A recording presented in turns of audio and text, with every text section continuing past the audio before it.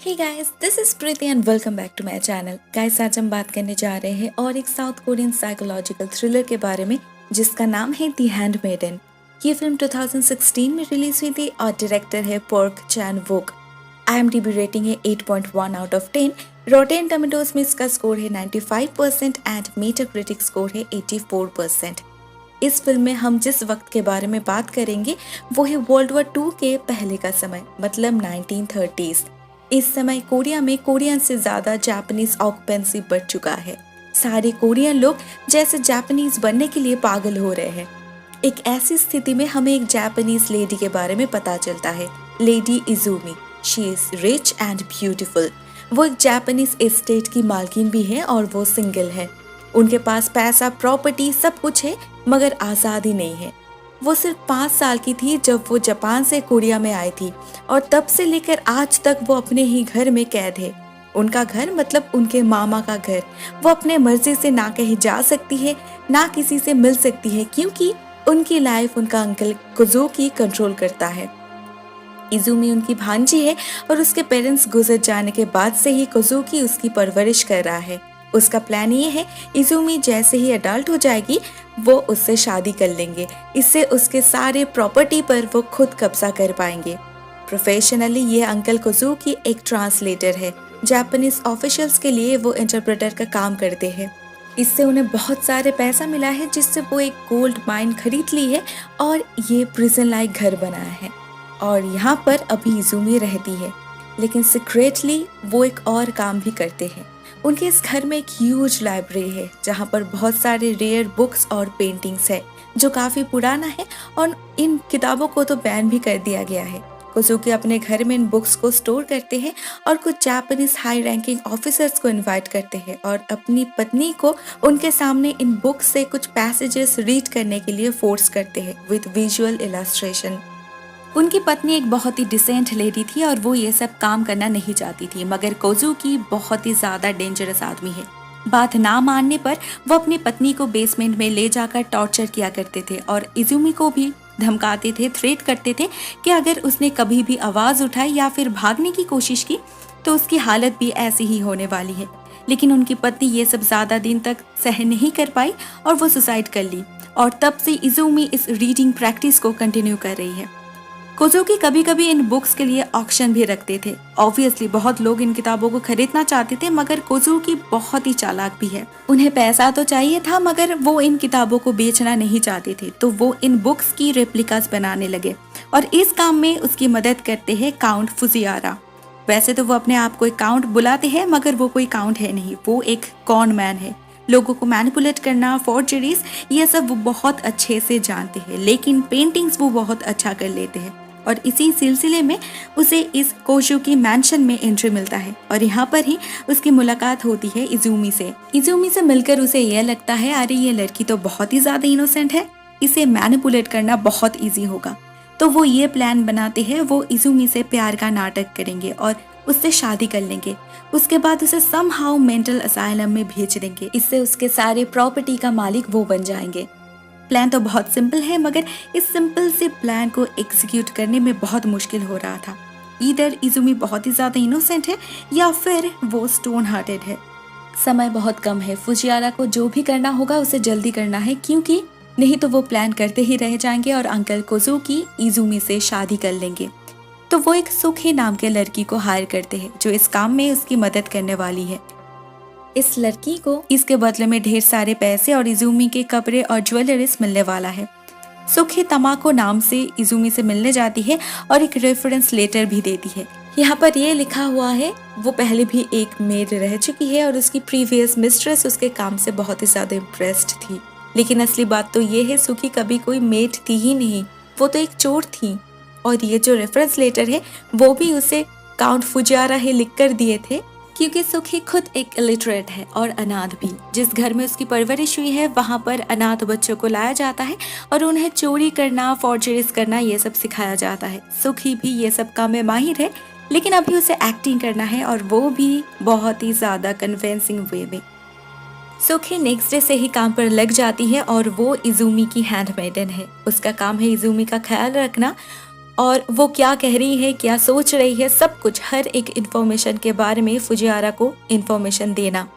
फुजियारा तो अपने तरीके से कोशिश कर रहे थे उससे फ्लर्ट करके, गिफ्ट्स देकर, मगर सुखी का काम ये भी है धीरे धीरे इजुमी के दिल में फुजियारा के लिए फीलिंग्स इंसेप्ट करना, जिससे वो ये बिलीव करने पर मजबूर हो जाए कि वो भी फुजियारा को पसंद करती है, और उसे ये समझाना है कि फुजियारा एक अच्छा इंसान है, उससे प्यार करते हैं और वो दोनों एक साथ खुश रह सकते हैं।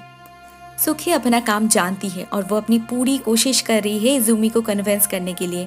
वो कभी इजुमी से फुजियारा के मन में उनके प्रति फीलिंग्स को लेकर बात करती है, कभी वो ये कहती है मुझे लगता है आप भी उसे पसंद करने लगे हो क्योंकि उसे देखकर ही आप ब्लश करते हो और वो जब आपके साथ होते हैं तो आप खुश रहते हो, तो मुझे लगता है वो ही आपके लिए परफेक्ट चॉइस है। इजुमी फुजियारा के प्रति फीलिंग्स को लेकर काफी कंफ्यूज्ड है, उसे कुछ भी स्पेशल फील नहीं होता उनके बारे में, मगर सुखी के साथ उनकी फ्रेंडशिप काफी स्ट्रांग होती जा रही है। वो दोनों ऑलमोस्ट सेम एज की है और इजुमी उसके काम से भी काफी ज्यादा इम्प्रेस्ड है, तो वो उसे अपनी ड्रेसेस और ज्वेलरीज दिखाती है। सिर्फ इतना ही नहीं, एक दिन इजुमी उसे एक ड्रेस पहनने के लिए भी दी थी और कुछ शूज भी गिफ्ट करती है। इतने सारे एक्सपेंसिव ड्रेसेस और ज्वेलरीज देखकर सुखी मन ही मन बहुत ही ज्यादा खुश हो रही थी, क्योंकि वो जानती है कुछ दिन बाद ये सब कुछ उसका ही होने वाला है। वो लोग दोस्त तो थे, मगर उनकी इस फ्रेंडशिप में इमोशनल बॉन्ड के साथ साथ फिजिकल अट्रैक्शन भी था। वो दोनों एक दूसरे के लिए फील करने लगे थे, और जब सुखी अपने आंखों के सामने इजुमी और फुजियारा को देखती थी तो उसे बहुत बुरा लगता था, क्योंकि वो जानती थी इसके बाद इजुमी के साथ क्या होने वाला है। But work comes first. वो अपनी पर्सनल फीलिंग्स को छुपाकर फिर से काम पर लग जाती है, और वैसे भी इतने सारे पैसे वो ऐसे ही हाथ से नहीं जाने दे सकती थी। इजुमी को पेंटिंग सिखाने के बहाने काउंट फुजियारा इस हवेली में आते थे और सुखी को आगे का काम इंस्ट्रक्ट करते थे। सुखी कभी उनकी मैसेज इजुमी तक पहुंचाती थी और कभी गिफ्ट्स कैरी करती थी। ऐसे ही चल रहा था सब कुछ। वो दोनों एक साथ मैक्सिमम टाइम स्पेंड करते थे। सुखी बिल्कुल एक माँ की तरह उसकी देखभाल करती थी। इजुमी भी उससे अपनी सारी बातें शेयर करती थी, जो शायद वो कभी भी किसी से शेयर नहीं कर पाई थी। ग्रेजुअली सुखी को पता चला इजुमी कितनी लोनली फील करती है, उसे एक दोस्त की सख्त जरूरत है, और ऐसे ही धीरे धीरे इजुमी के प्रति सुखी की फीलिंग स्ट्रांग होने लगी। उधर काउंट फुजियारा भी कुछ ज्यादा ही आने लगे थे। ऑफ कोर्स उन्हें तो आना ही था। वो लंबे समय तक इजुमी से बात करते थे और तब वो सुखी को किसी दूसरे काम में भेज देते थे। सुखी जानती है वो इजुमी से अकेले में बात करना चाहते हैं और शायद वो इंटीमेट भी होना चाहते हैं, मगर पता नहीं क्यों ये सब सुखी को बिल्कुल भी पसंद नहीं आ रहा था। और एक दिन वो जब उन दोनों को किस करते हुए देखती है, उसे बहुत ही ज्यादा गुस्सा आता है। Clearly she was jealous. उसका मन हो रहा था कि वो इसी वक्त सब कुछ छोड़कर यहाँ से भाग जाए, लेकिन उसे ये काम तो पूरा करना ही था, नहीं तो उसे पैसा नहीं मिलेगा जो वो घर भेजने वाली है। और वैसे भी अगर वो ये काम नहीं कर पाई तो फुजियारा उसके असली आइडेंटिटी के बारे में इजुमी को सब कुछ बता देंगे, तब इजुमी उसे वैसे भी घर से निकाल देगी। तो वो अपनी पूरी कोशिश कर रही थी और एट लास्ट वो इजुमी को मना लेती है, लेकिन इजुमी उसे एक कंडीशन देती है, अगर सुखी उसके साथ जापान जाती है तभी वो सिर्फ ये शादी करेगी। बहुत ही अजीब बात है, लेकिन सुखी मान जाती है। और जैसे ही नेक्स्ट डे अंकल कोजुकी कुछ काम से बाहर जाते हैं, काउंट फुजियारा इजुमी और सुखी को लेकर जापान पहुंच जाते हैं। As per plan next day ही वो लोग शादी कर लेते हैं। काउंट फुजियारा बहुत खुश है, लेकिन ये तो सिर्फ पहला पार्ट था। असली काम मतलब इजुमी को मेंटल असाइलम भेजना और उसकी प्रॉपर्टी इनकैश करना, ये सब बाकी था। तो नेक्स्ट डे ही वो लोग इजुमी को लेकर एक मेंटल असाइलम में पहुंच जाते हैं। Everything was planned. Already in asylum authority से सुखी की बात हो चुकी है। वो चाहती है इजुमी को वहां पर कुछ इस तरीके से हॉस्टेज बनाया जाए जिससे ना कोई उसे हार्म कर पाए, ना वो खुद सुसाइड अटेम्प्ट कर पाए, क्योंकि वो जानती है इजुमी की एक सुसाइडल टेंडेंसी है। वो पहले भी सुसाइड अटेम्प्ट कर चुकी है। समय आ चुका है, इजुमी को जाना होगा, लेकिन सुखी को बहुत ही बुरा लग रहा था। She was feeling PT for Izumi. लेकिन यहाँ पे एक बहुत ही इंटरेस्टिंग सा ट्विस्ट होता है। ट्विस्ट ये है, जब असाइलम वर्कर्स इजुमी को ले जाने आते हैं, वो एक्चुअली इजुमी को नहीं सुखी को ले जाते हैं, उसे हॉस्टेज बनाते हैं। सुखी चौंक जाती है, उसे लगता है शायद कोई कन्फ्यूजन हो रहा है। वो फुजियारा से मदद मांगती है, मगर फुजियारा के साथ साथ इजुमी भी बिल्कुल चुप रहती है। उनके फेस पर कोई भी कन्फ्यूजन नहीं है। ऐसा लग रहा था जैसे यही होना था और यही होने वाला है। कहानी के इस मोड़ से सब कुछ चेंज हो जाता है और हमें पता चलता है एक कॉन्स्पिरेसी तो चल रही थी, मगर यहाँ पर इजुमी को नहीं, सुखी को बेवकूफ़ बनाया जा रहा था। बेसिकली उसे यूज़ किया जा रहा था। बचपन से ही इजुमी को इस घर में बहुत सारा अब्यूज़ सहना पड़ा था, मेंटली फिजिकली बोथ। उसे बहुत बेरहमी से मारा जाता था। उसने अपने आंखों के सामने अपनी आंट की मतलब मामी की लाश देखी थी और उनके जाने के बाद वहाँ पर और कोई नहीं था जिसे वो अपना कह सके। वो बिल्कुल अकेली हो चुकी थी और उसके ऊपर वो रीडिंग प्रैक्टिस, उन बेहुदा किताबों को उन लोगों के सामने पढ़ने से वो अंदर ही अंदर टूट चुकी थी। उसकी कोई सेल्फ एस्टीम ही नहीं बची थी। उसने एक बार सुसाइड अटेम्प्ट भी की थी, लेकिन वहाँ पर भी उसे सक्सेस नहीं मिला। वो इस नरक से बाहर निकलना चाहती थी एट एनी कॉस्ट, लेकिन कैसे? उसे सिर्फ एक मौका चाहिए था और जब वो इस एक मौके की तलाश में थी तभी उसके साथ मुलाकात होती है काउंट फुजियारा की। इनिशियली जैसे सुखी को पता था, फुजियारा इजुमी को इम्प्रेस करने के चक्कर में थे, मगर ग्रेजुअली उन्हें ये रियलाइज़ हुआ कि इजुमी बहुत ही ज़्यादा स्मार्ट है और उसे उल्लू बनाना उनकी बस की बात नहीं है। तो वो डायरेक्टली उसे एक ऑफ़र देते हैं। ऑफ़र ये है, वो इजुमी से शादी कर लेंगे। वो अंकल कोजुकी से उनकी रक्षा करेंगे और इसके बदले में इजुमी का आधा पैसा, आधा प्रॉपर्टी उसे मिलेगा। प्लान तो अच्छा था, लेकिन इजुमी राजी नहीं होती क्योंकि वो जानती है कोजुकी कितना ज़्यादा डेंजरस आदमी है। उसे अभी भी याद है वो अपनी पत्नी को कैसे टॉर्चर किया करते थे और अगर उसे अभी कुछ भी पता लगे तो वो इजुमी के साथ भी वैसा ही करने वाले हैं। इस बात को सुनकर फुजियारा उसे एक हाईली कॉन्सेंट्रेटेड ओपियम की एक छोटी सी बॉटल देते हैं। इसके सिर्फ कुछ ड्रॉप से ही किसी को भी बेहोश किया जा सकता है। और इसके बाद फुजियारा बाकी के प्लान के बारे में बात करते हैं। प्लान ये है, वो लोग एक लड़की को हायर करेंगे एज अ स्केपगोट और फुजियारा से शादी के बाद इजुमी की आइडेंटिटी उस लड़की के साथ स्वैप की जाएगी और उस लड़की को मेंटल असाइलम भेज दिया जाएगा, जिससे दुनिया के लिए इजुमी मेंटल असाइलम में होगी, लेकिन असल में वो अपनी पूरी जिंदगी फ्रीली जी सकती है। कुछ दिन बाद प्लान वाइज फुजियारा सुखी को अपॉइंट करते हैं और जब भी वो उस कोजुकी मैंशन में जाते थे वो उन दोनों को मतलब इजुमी और सुखी इन दोनों को ही नेक्स्ट स्टेप के बारे में इंस्ट्रक्ट करते थे। वो जैसे सुखी को इजुमी को कन्विंस करने के लिए कहते थे, वैसे ही इजुमी को कहते थे उसके बातों को इजीली ना मानने के लिए, जिससे सुखी को ये कभी ना लगे कि इजुमी को ज्यादा ही इंटरेस्टेड है या फिर वो बहुत जल्दी ही इस रिलेशनशिप के लिए राजी हो गई है। फुजियारा सुखी को कभी भी कोई भी शक नहीं होने देना चाहते थे और वो चाहते थे सुखी सिर्फ अपने काम को लेकर ही बिजी रहे। फुजियारा के कहने पर ही इजुमी सुखी को अपनी क्लोथ्स एंड ज्वेलरीज दिखाती है, जिससे वो और भी ज्यादा ग्रीडी हो जाए और उसके कहने पर ही वो सुखी को अपने साथ जापान ले जाने की जिद की थी, जिससे उनका ये प्लान सक्सेसफुल हो जाए।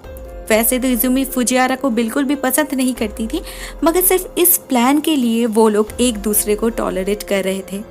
इवन सुखी उस दिन जो देखी थी मतलब उन दोनों को किस करते हुए, वो भी एक्चुअली एक परफॉर्मेंस था। इंटेंशनली वो लोग सिर्फ सुखी को दिखाने के लिए ही वैसा कर रहे थे। ये उनके प्लान का ही पार्ट था, just to make things more realistic. सुखी ये बिलीव करने पर मजबूर हो जाएगी कि उन दोनों में एक रिलेशनशिप फ्लरिश कर रहा है। नाउ बैक टू प्रेजेंट, हम फुजियारा और इजुमी को देखते हैं एक साथ एक रेस्टोरेंट में। वो दोनों खुश है, उनका प्लान काम कर रहा है और सब कुछ प्लान वाइज ही चल रहा है। अभी बस एक फोटो स्टूडियो में जाकर सुखी के आईडी पर इजुमी का फोटो लगाना है, जिससे सबको लगे इजुमी मेंटल असाइलम में है। और ऐसे हालत में इजुमी के बाद उसके हस्बैंड मतलब काउंट फुजियारा को ही सब कुछ मिलने वाला है, तो वो सारे प्रॉपर्टीज को बेच देंगे और उन दोनों को अपना अपना पैसा मिल जाएगा। अभी तक तो सब कुछ प्लान वाइज चल रहा था, मगर एक रात फुजियारा इजुमी को प्रपोज करते हैं। उन्हें लगता है शायद वो दोनों सच में पति पत्नी बन सकते हैं। इजुमी कुछ कह पाए इससे पहले ही वो अचानक इजुमी को किस करते हैं और फोर्सफुली इंटीमेट होने की कोशिश भी करते हैं, मगर वो एक्चुअली कुछ कर पाए इससे पहले ही वो अचानक बेहोश हो जाते हैं और इजुमी वहां से भाग जाती है। ऑलमोस्ट उसी समय हम मेंटल असाइलम में सुखी को देखते हैं। वो खाना खा रही थी, लेकिन अचानक वो पागलों की तरह हंसने लगती है। उसी रात उस असाइलम में आग लग जाती है, पता नहीं कैसे, और सुखी वहां से भागने में कामयाब हो जाती है और हम नेक्स्ट डे उन दोनों को एक साथ देखते हैं, मतलब इजुमी एंड सुखी को।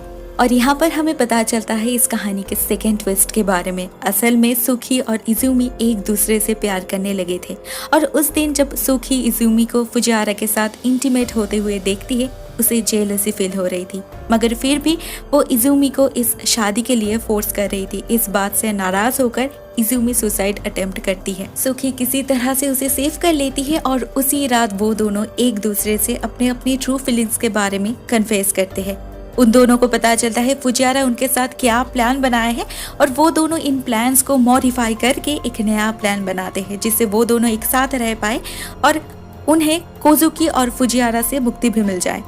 लेकिन इसके लिए उन्हें फुजियारा की जरूरत थी। ओनली काउंट फुजियारा से शादी करने के बाद ही इजुमी को अंकल कोजुकी से आज़ादी मिल सकती थी और उसके बाद काउंट फुजियारा को कैसे हैंडल करना है ये वो लोग बहुत अच्छी तरीके से जानते हैं। तो इसका मतलब ये है उस दिन के बाद से जो कुछ भी हो रहा था, इजुमी की शादी, सुखी को उस मेंटल असाइलम में भेजना, सब कुछ उनका प्लान था।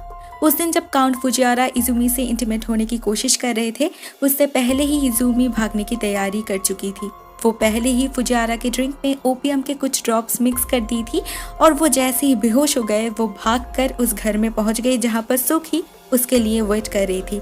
उधर सुखी भी अपनी उस ऑर्फनेज की एक आंटी से मदद मांगी थी, तो उस असाइलम में जो आग लगी थी तो वो भी शायद उन्हीं का काम था।